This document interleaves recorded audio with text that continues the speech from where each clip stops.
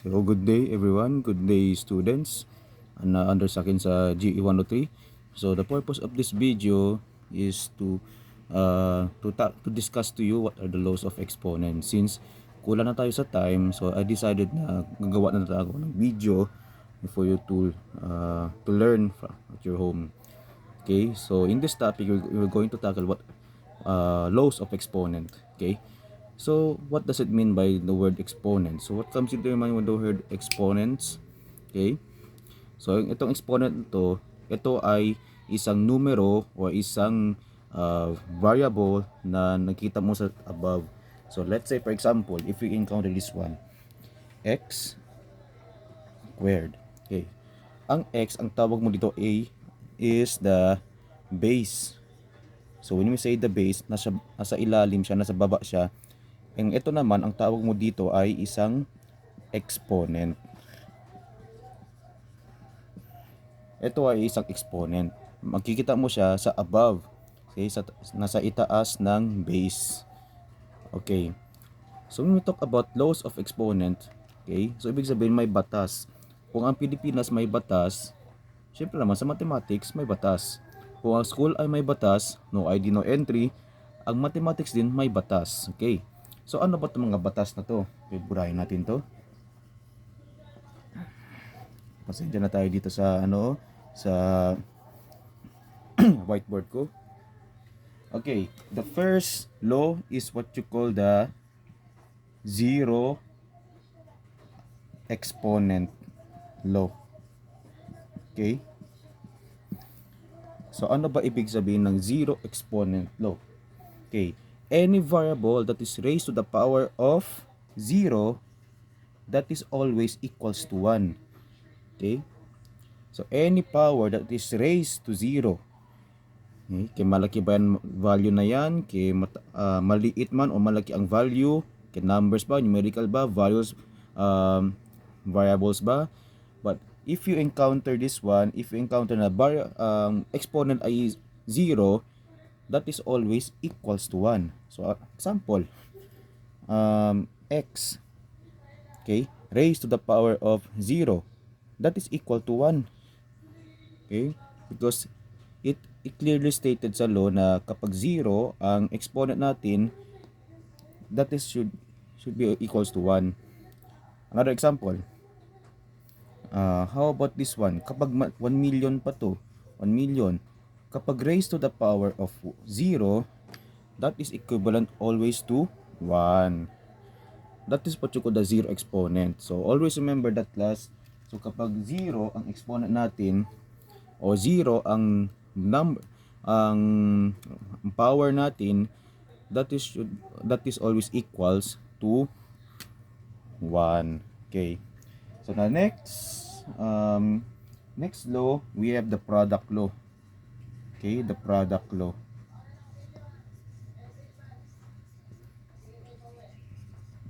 Okay, if you're going to review the product, so ano ibig sabihin ng product?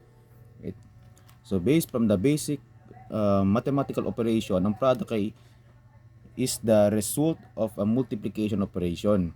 Okay, so when we say multiplication, it is multiplication. So this is the formula that you're going to follow. A m times n is equals to a m plus n. So based on what you observe here, kapag pareho ang base nila, okay, so kapag pareho ang base nila, just copy the base. Okay, just copy the base, and then their exponents, which is the m and then the n, i-add nyo lang to sila.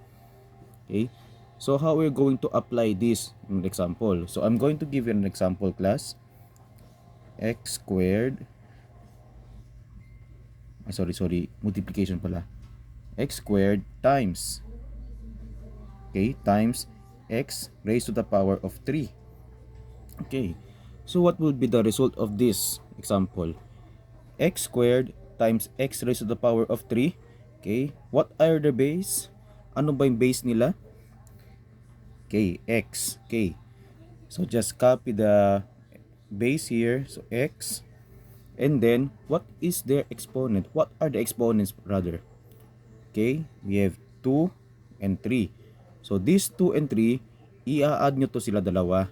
Because this is one of the rule of a product.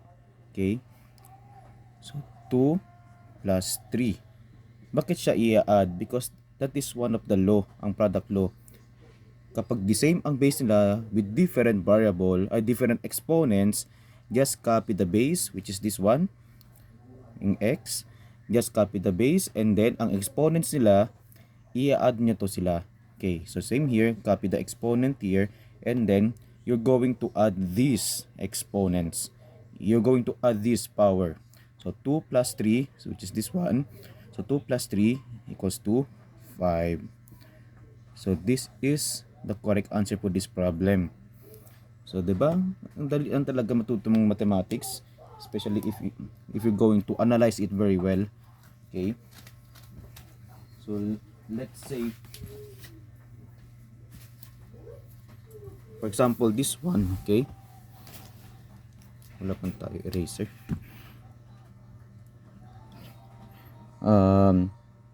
X raised to the power of 5 times x raised to the power of 6. Okay, how about this one? Are their base the same? Yes, pareho sila x. What does differ is their exponents. Okay, so just copy the base here, and then you're going to add this one. I-add nyo lang to ang exponents nila dalawa. So this will become 5 plus 6. So just copy x raised to the power of 5 plus 6, 11. So this is the answer of this problem. Okay, so another law that we're going to tackle. Okay, another law that I'm going to discuss to you is the kanina, kasi meron tayo kanina product, so ngayon naman meron tayo quotient. Okay, quotient law. Ang quotient law naman, based from the word quotient, it is the result of a division operation. Okay, so what does it mean? Kanina, nag-multiply tayo two variables with different exponents. So ngayon naman, we're going to divide the variables with exponents. Okay, so the formula that you're going to use is this one. So A, ito ang numerator natin, and then ito ang denominator natin. So A raised to the power of m, which is our numerator, A raised to the power of n, which is our denominator. So that is equal to, so just copy, so same thing kanina sa product rule, kopyahin na lang natin ang base, which is the A base, and then ang exponent, anong gagawin natin sa exponent? Okay, very good. The exponent of a numerator minus, that you're going to subtract, okay, the exponent of a numerator, which is m, minus the exponent of a denominator, which is n. So this is the formula that you're going to use in this quotient law. Okay, I will give an example for you to understand further this law. X raised to the power of 4, x raised to the power of 2. So how about this one, class? So this is the numerator and this is the denominator. So what are their base? X. Pareho man sila x. The base of the numerator is the same with the base of the denominator. Okay. So the rule that we're going to follow in this quotient law is the exponent of a numerator minus the exponent of a numerator. So what is the exponent of the numerator? It's 4. So you just copy 4 sa taas, and then minus, you're going to subtract. Minus, what is the exponent of the denominator here? Okay, 2. Okay, 2. So just copy here, simplify it first. So x, so just copy the x, and then that's the time you may now simplify this one. You're going to subtract. So 4 minus 2 equals to 2. So this is the correct answer. x raised to the power of 2 divided by x raised to the power of, x raised to the power of 4 divided by x raised to the power of 2. Okay? This is one of the law, which is the quotient law. Kapag may nakita kayo division, so just copy, always remember, just copy the base and then look for the exponent of a numerator and then subtract the exponent of the denominator. Okay, another example. So, burahin ko na to ha. If you don't understand, meron kayo na hindi naintindihan, just replay the video. Okay, i-rewind nyo lang to ang video na to. Okay, kasi ang whiteboard natin ay napakaliit lang talaga for more examples. Another example class. If you encounter this kind of problem, x raised to the power of 6 divided by x raised to the power of 6. So how about this one class? Sir, pareho naman to. Pareho naman ang base nila and then pareho din ang exponent nila. So ano ang gawin natin? So madali lang yan. Just follow the rule. Just follow the process of the quotient law. First things first, copy the variable. Okay, or base. And then just follow as well the rule. What is the exponent of the numerator? 6. You're going to subtract this to exponent of a denominator, which is 6 as well. 6. Okay. So just copy here, copy x. So just copy the ang tawag dito, base or the variable. And then you're going to subtract this one. Kasi 6 minus 6 man to siya. 6 is the exponent of the numerator and then as well the 6 is also the exponent of a denominator. So 6 minus 6, which is 0. Okay? But this is not yet the final answer class. Bakit? Kasi 0, we can still simplify this one. Remember, the first rule ay 0 exponent law. Okay? Any variable na raised to the power of 0 is always equals to 1. Since 0 man to siya dito, so the value is 1. So this is the correct answer, 1. So x raised to the power of 6 divided by x raised to the power of 6 equals to 1. So did you already got it? Naintindihan nyo na? For further understanding, I will give you another example. I will give you complex example. So when we say complex, medyo mahirap siya. Okay.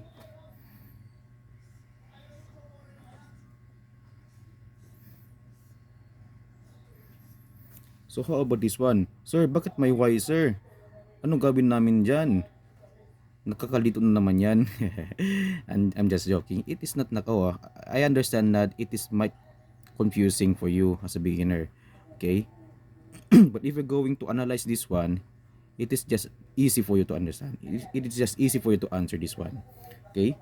So, sir, may y naman to dito. X tos x. Okay? So, always remember the rule, class. Stay focused on the same variable. Okay? Ang x, okay. Alin ba dito sa numerator and denominator ang magkapareho ang letter or variable? Y ba? Y? Hindi. Dahil ang y is nasa numerator lang siya. Wala man tayo y sa denominator. So unlike sa x, meron siya x sa taas, sa numerator, meron din siya x sa baba. So, etong y, stay at is lang to siya. Ito lang isi-simplify mo. Okay? So, x squared minus x. Okay? So, kapag naman, makikita nyo to, x lang, wala siyang number or 0 sa taas, that is equals to 1. Did you get it? Okay, again na, uulitin ko lang. So kapag may nakita kayo only letter lang siya, na walang number or 0 or letter, that is equals to 1. 1 to siya. Okay, in this problem, x, Okay, just copy the x here.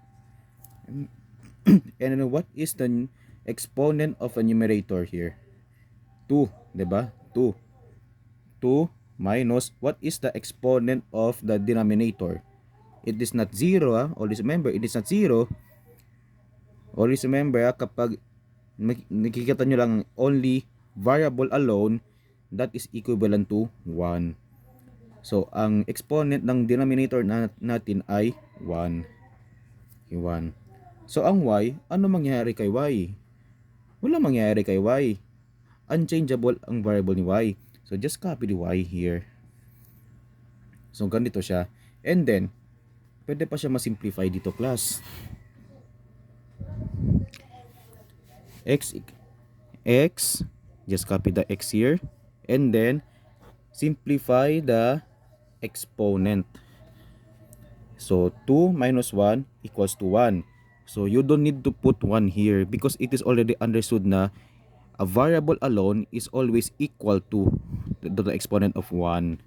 So, the final answer is xy. So, don't forget the y here because it is already constant, unchangeable siya. So, the correct answer is xy. So, this is the correct answer to this problem. So, for you to understand pa, I will give another complex. Okay, I will give another intermediate level question.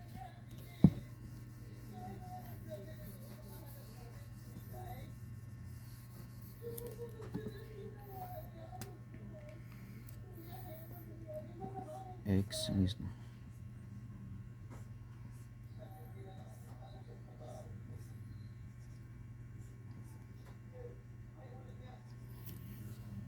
Sir, paano naman to, sir? May y naman sa baba.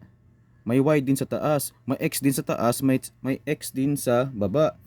So, just simple.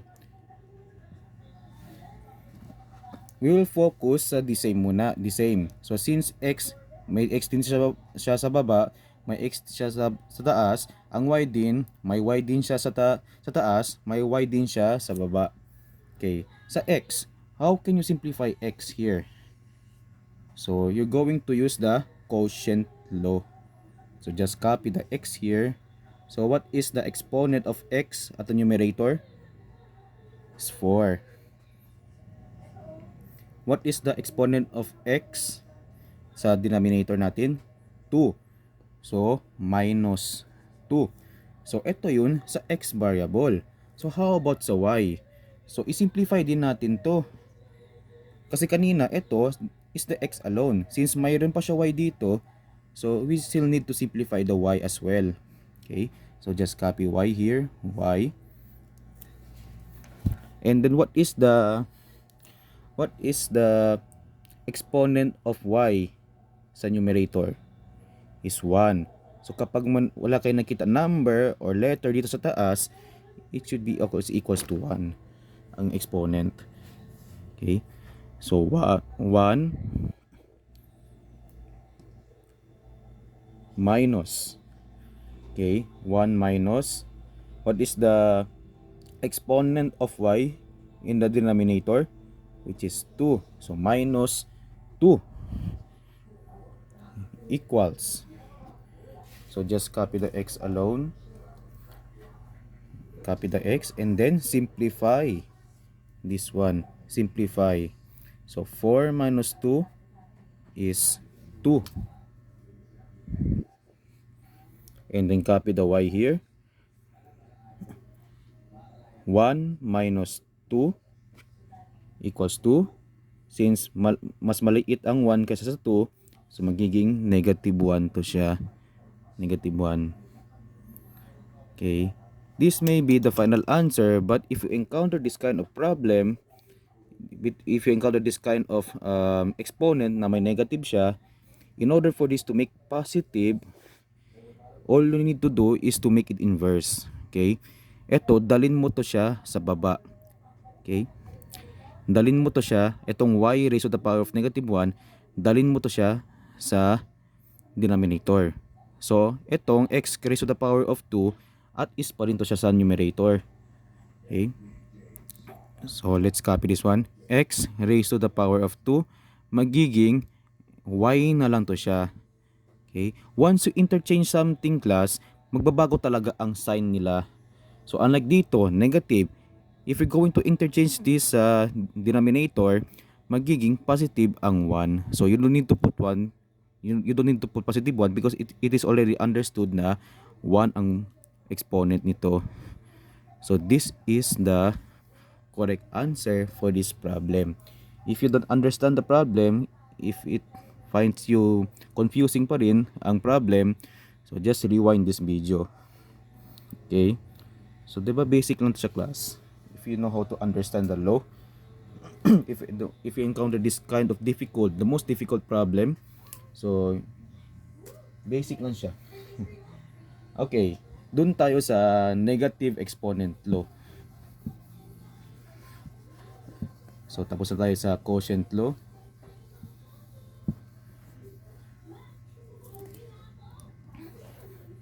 Dun tayo sa pang fourth naman siguro to, no? Negative exponent. Negative exponent.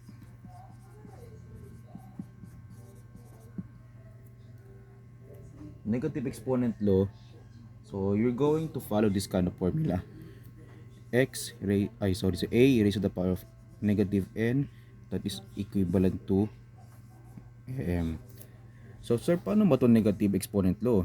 So basically, from the word negative, if the exponent is negative, you are going to inverse this one. Ito, dalhin mo to siya sa baba. Since ito nasa numerator to siya, dalhin mo to siya sa denominator. Example, x raised to the power of 2. X raised to the power of 2. In order for this exponent to become positive, we're going to bring this term sa baba or sa denominator. So magiging 1 over x, hindi na siya negative, positive 2 na siya. X raised to the power of positive 2 na siya. So this is the correct answer. Another problem? Another pa? Y. Pareho lang man yan. Sabihin natin ganito. X raised to the power of negative 3. Okay. Kahit anong variable pa yan siya, once you encounter this kind of sign na negative siya sa taas, always interchange this denominator para maging positive to siya. So this is the correct answer. Okay. Another example class. So kapag naman na ganito,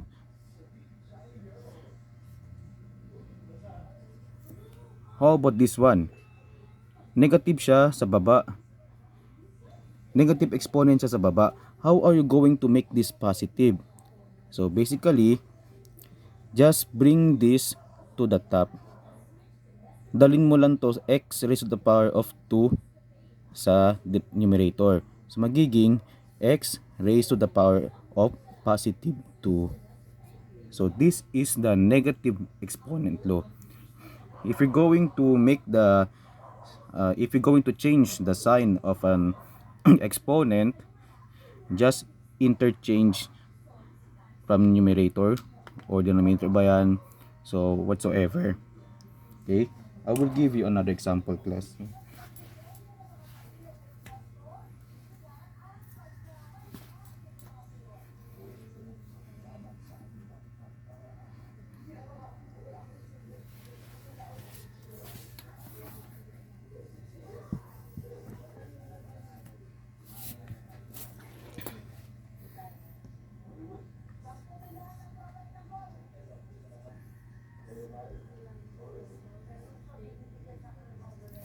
So in this example, ang variable ng x, okay, ang exponent ng variable x ay negative. So ang exponent din ng variable y ay negative as well. Okay, how are you going to make this exponent be positive? Okay, ilagay natin ang equal sign and put the bar line here for fraction. So ito, para maging positive to siya, dalhin natin sa baba. So magiging x raised to the power of positive 2 na siya. Ito naman, para maging positive ang exponent natin, dalhin natin to siya sa numerator din. So y raised to the power of 2. So this is the correct answer. So that is the law of a negative exponent. So always remember, uulitin ko lang. So once you see the negative exponent, if you're going to interchange the sign, so just interchange is, kapag nasa numerator ang negative, so just interchange this. So magiging nasa baba na siya para maging positive ang negative 2. So like dito. So another example.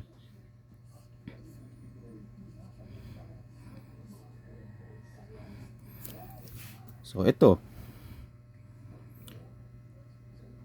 Since positive na ang exponent of x, so you don't need to interchange this one because it is already positive. So all you need to do is the value of y na lang. The exponent of y. So since negative 1 man to siya, in order for you to change this sign into positive, so just bring this down. Okay? Just bring this down to the denominator. So magiging y na lang to siya. Okay? See? So this is the correct answer. Bakit nawala ang 1, sir? Okay, ulitin ko lang kung sa mga nagko-confuse pa. Bakit siya 1? Bakit wala siya 1 dito? Once you see only letter only, it is already understood na 1 na ang exponent nito. So this is the correct answer. Okay. So next is what you call the next law that we're going to discuss is what you call the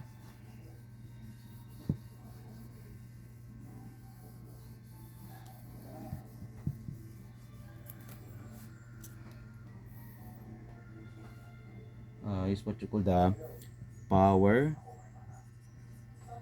of a power law. So when we say power of a power, ang ibig sabihin ng power is the synonyms of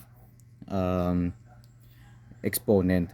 So in other words, it can simply be mean the exponent of exponent. So if once you encounter this kind of keyword of, ibig sabihin nito ay times. So power times the exponent times the exponent. So paano to siya? What is the formula we're going to follow in this kind of law? Okay, isusulat natin.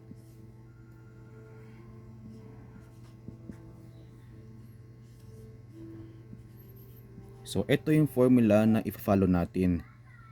So kapag may makikita kayo parenthesis dito, parenthesis, just multiply the exponents. Just multiply the exponents inside times the exponent outside. So ganito siya lalabas. I will give you an example, class. X raised to the power of 2. So in this example, so copy the base here, copy the base, so base, which is the x, and then multiply the exponents of inside times the exponent of outside. So magiging ganito siya, 2 times 3. So just copy the variable which is x. So find the product of 2 and 3. So 6. So this is the correct answer. X squared raised to the power of 3 equals to x raised to the power of 6. Another example, class, for you to understand further.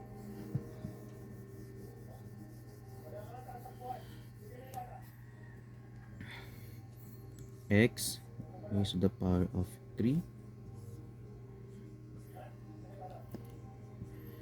So what are the exponents here? 3 is the inside exponent and 4 is the outside exponent. So x is our base. So you copy the base here and then multiply these two exponents, the outside and the inside. So 3 times 4 equals 2. X raised to the power of 3 times 4. Yes, it's 12. So this is the correct answer. Okay. So there are a lot of method that you're going to use. There are a lot of strategies that you're going to use.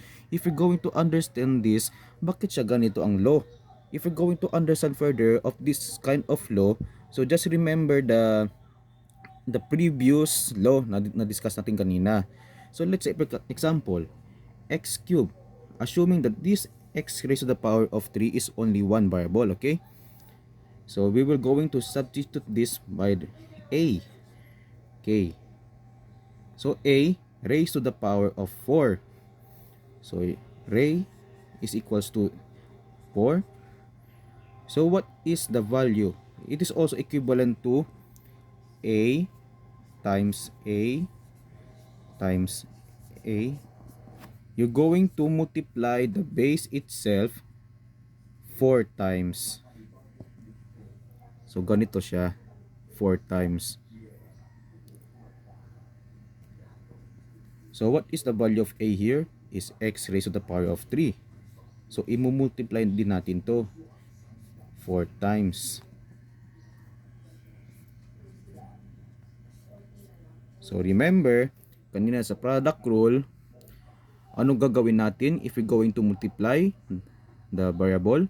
Siyempre, i-copy natin ang like terms, ang base, which is pareho sila, ang base equal to x, and then ang exponent, i-add natin to sila lahat.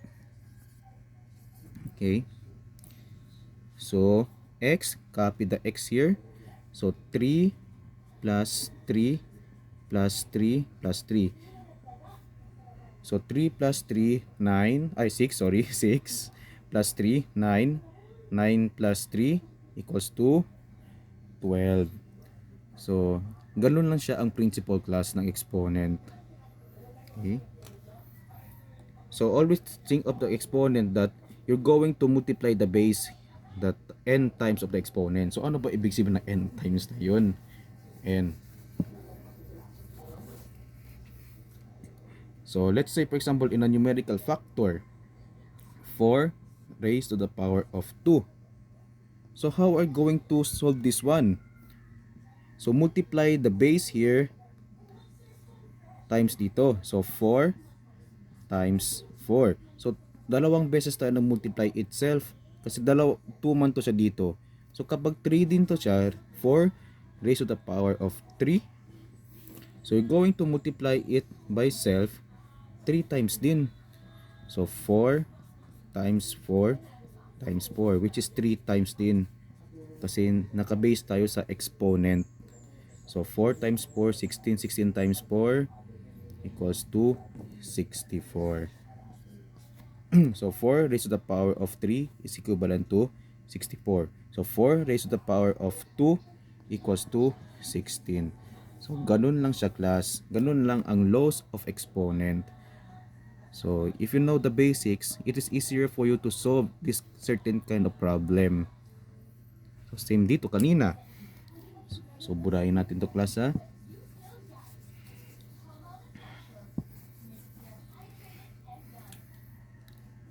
X squared, okay? X squared raised to the power of 3. Okay? Assuming that this inside, nasa parenthesis natin, we're going to substitute this value. So instead of x squared, ang gawin natin to, x squared equals to a. Okay?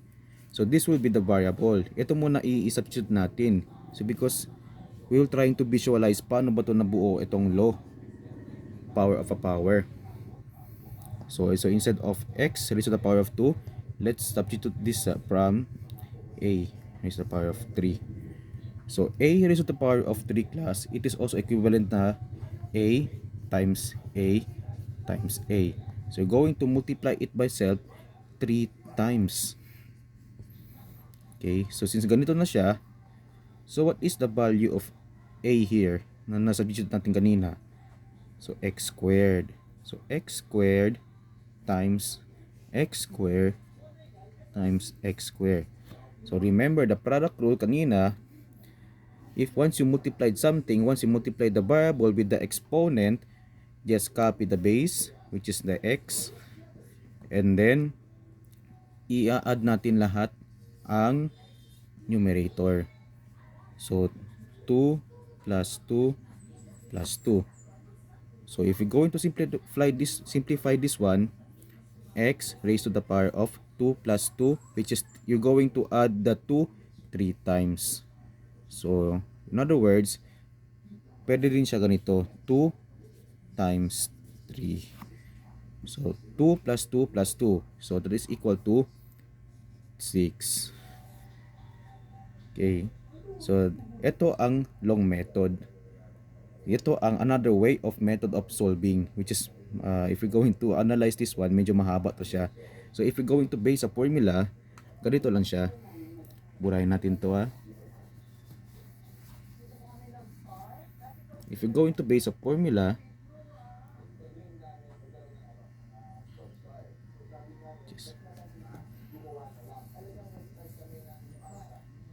just copy the base here and then multiply the inside and the outside exponent, which is 2 raised to the power of x raised to the power of 2 times 3, which is 6. So ibig sabihin, pareho lang din ang answer nila. So ito ang tawag nito ay power of a power. So from the word of, imumultiply mo ang exponent by the another exponent, which is nasa labas.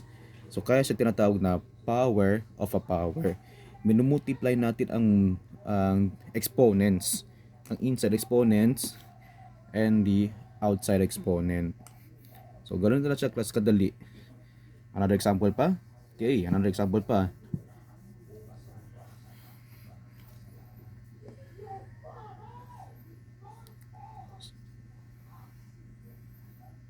If we counter this kind of problem, class, syempre naman, since x raised to the power of 3, 5 times mo siya i-multiply sa x raised to the power of 3, hindi mo na siya kailangan na isa-isahin pa. So all you need to do is to follow the formula, follow the given formula of the power of a power law. So just copy the base here and then multiply these exponents, which is 3 times 5. So x raised to the power of 3 times 5 equals to 15. So this is the correct answer. Diba madali lang siya? Ganun kadali ang pag-solve ng law. Once you already know the law, it is easier for you to strategize by your own. It is easier for you to construct your own solution. Because mathematics, it is one of the application. It is one of the skill-based learning subject. Okay? If you have any questions, never hesitate to ask question via PM. So you can directly message me sa via PM. If you have any concerns ba, kung meron ba kayo na hindi naintindihan dito sa video na to, so never hesitate to ask question. Never hesitate to, wag kayo mahiya magtanong. Okay? Since meron tayo kanina, so another law that we're going to discuss here. So okay na tayo sa power of a power. Kanina, ngayon naman, we're going to talk about the power of a product. Kanina, power of a power. Pero ngayon naman, power of a product. So ano ba ibig sabihin ng power of a product? So it is same thing sa power of a power. Meron din siya parenthesis. Okay, isusulat ko lang ang formula dito, class.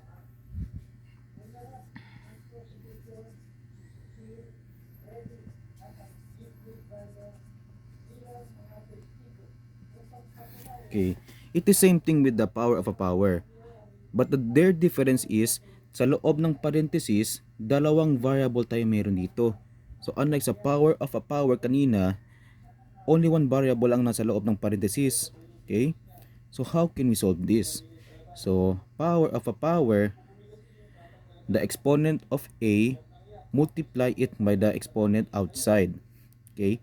The exponent of B, the second variable, multiply it by the exponent outside. So ganito siya lalabas. So ano, I will give you an example, class, ha?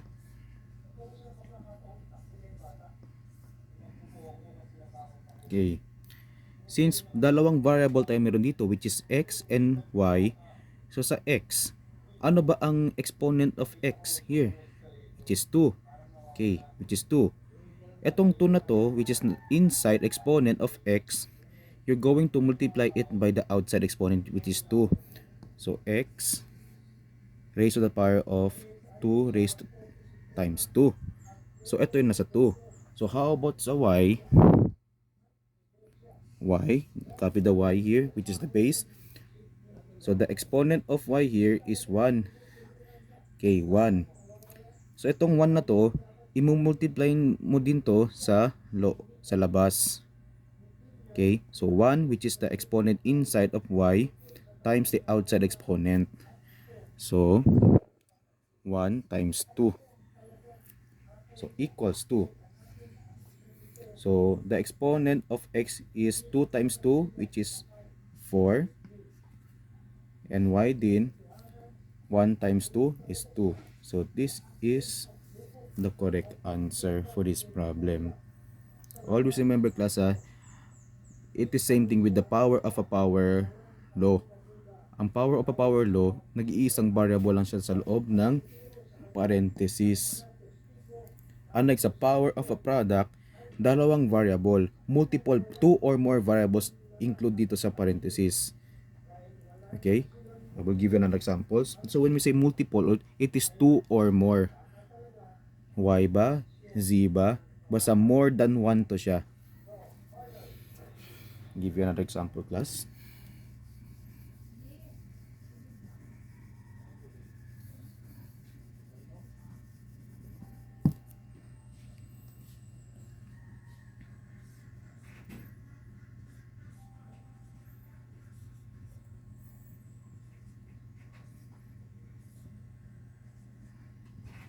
Okay, how about this one? Nakatatlong variable na tayo sa loob. So walang problema yan. So isa-isayin natin bawat variable. So dito tayo sa x. So ano yung exponent of x variable here? Yes, it's 1. Okay, 1 to siya. And then the exponent of x here, multiply it by the exponent outside of the parenthesis. So magiging x 1. Okay. So sa y naman din, y. So what is the exponent inside of y? Is 2. 2 times the outside, which is 3. Okay, so ito yung magiging y natin. Sa z naman, z. So what is the exponent of z? Is 3. So you're going to multiply it by the outside exponent, which is 3. So 3, which is the exponent of the y, z inside, times the outside exponent, which is 3. So ganito siya. So we may now simplify it per variable. So x raised to the power of 1 times 3 is 3. Ang y naman, raised to the power of 2 times 3, which is 6.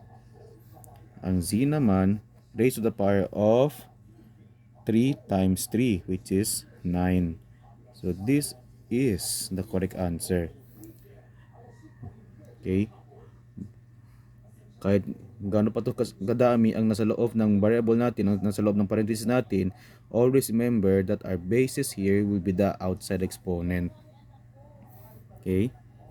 So ang tawag dito ay power of a product. Okay? Again, the difference between the power of a product and the power of a power. Ang power, nasa loob siya ng parenthesis, pero only one variable. Only one variable ang nasa loob ng parenthesis. Unlike sa power of a product, two two or more multiple of variable inside.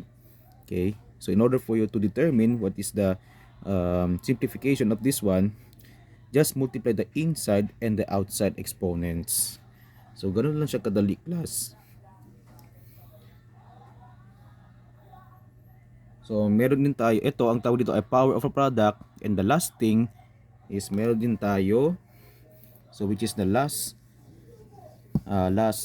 law of exponent, which is what you call the power of a quotient.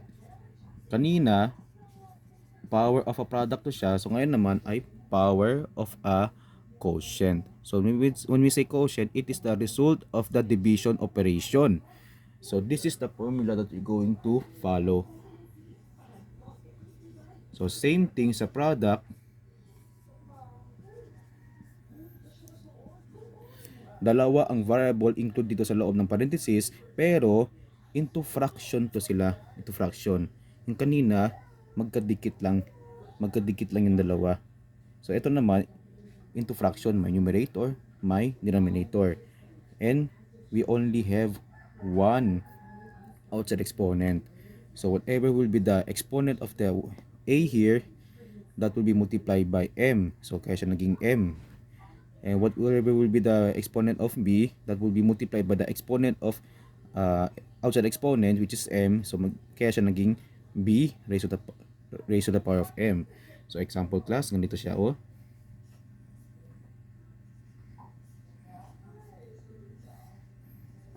Okay, so in this problem, in this example, ang numerator natin, the variable of a numerator is x.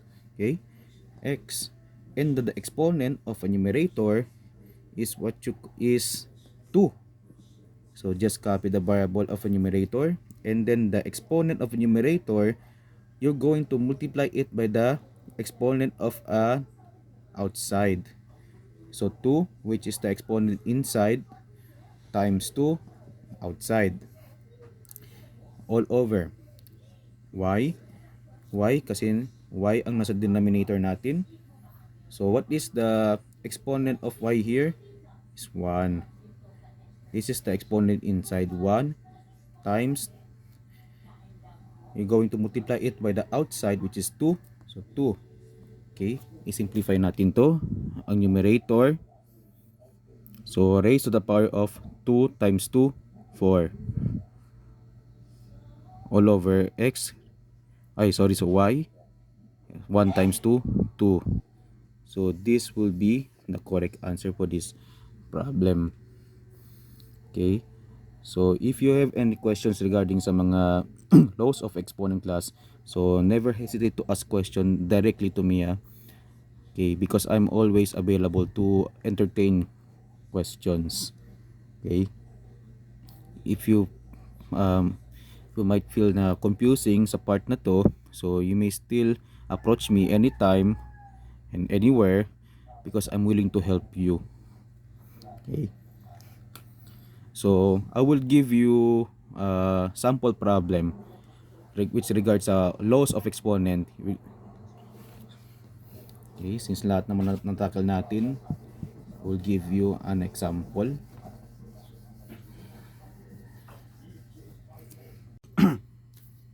So in this example, class, which relates sa laws of exponent pa rin kanina, so if we're going to simplify this one, okay, so look at first the variables the same here. So sa numerator meron tayo x and y. Sa denominator meron tayo letter x only pero walang y. So alin ba dito sa numerator and denominator na magkapareho, ano ba ang variable? So sa numerator we have x, and sa denominator we also have x. Okay, so i-simplify natin to x dito, and then the law that we're going to apply here is the law of quotient, the quotient law. So copy the base here, which is the same here, x, and then raise to the power of the exponent of the numerator minus the exponent of the denominator. So the exponent of the numerator is 2 minus the exponent of the denominator which is 4. Okay, 4.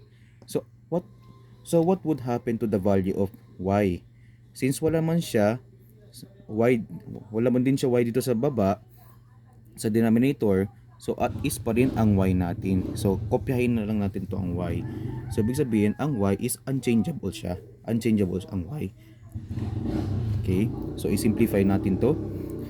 X raised to the power of 2 minus 4 equals to negative 2. So this is not yet the final answer. Bakit? Kasi ang exponent natin ay negative pa.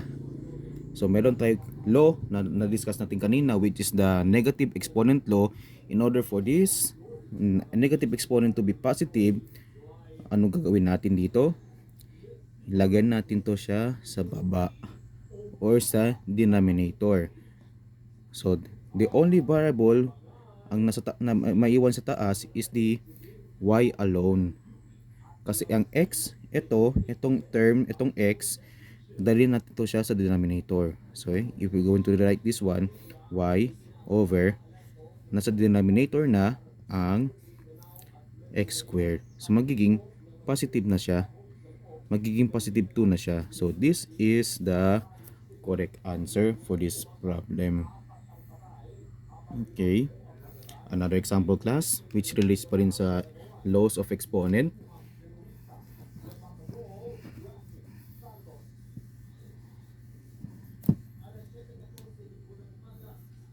4.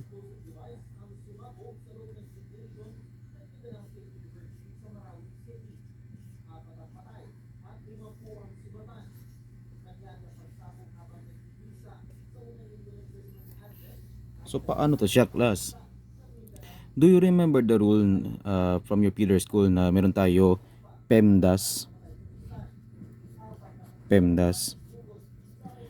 So P stands for parenthesis, E stands for exponent, and M does multiplication, division, addition, and subtraction. Okay. So P, meron ba tayo parenthesis dito? Siyempre meron. So since meron tayo, ito muna unahin natin. I-set aside muna natin yung mga iba. Unahin muna natin ang rule, which is the PEMDAS. Okay, 4. So just copy 4x squared. So how are going to simplify this one? Power of a power. Okay, y raised to the power of multiply the inside exponent times the outside exponent. So magiging 2 times 2 equals to 4. Okay. Kung di nyo man may nakuha, bakit siya naging 4, just replay this video again and again class ha. 2, which is the inside exponent of y, multiply it by the outside exponent 2. So 2 times 2 equals to 4.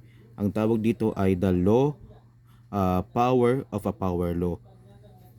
Divided by, kopyahin na natin. And then that's the time we may now simplify it. So, okay. So as what you observe here, meron tayo numerical factor here. Meron tayo number. So how are we going to solve this one? It is divided by the number and a variable, which is the letter. So unahin muna natin ang number. So the number sa numerator is 4 and the number na sa denominator is 2. Okay, so i-divide lang natin to. The numerator, the number of the numerator divided by the number of the denominator. So 4 divided by 2 is 2. So nasa taas to siya, nasa numerator. 2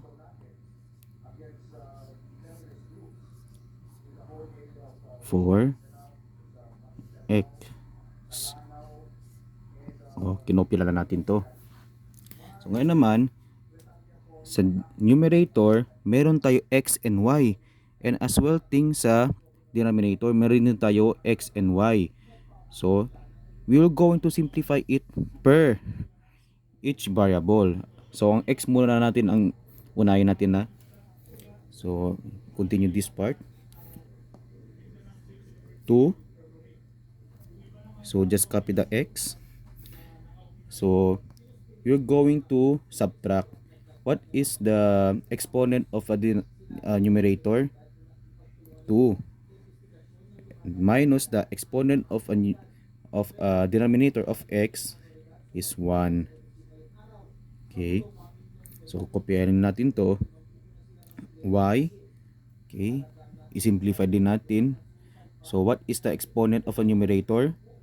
4 minus the exponent of a denominator, which is 2. Okay, we may now simplify this now. So x, 2x raised to the power of 2 minus 1, it is 1. So we will not anymore put number here because it is already understood na 1 na to.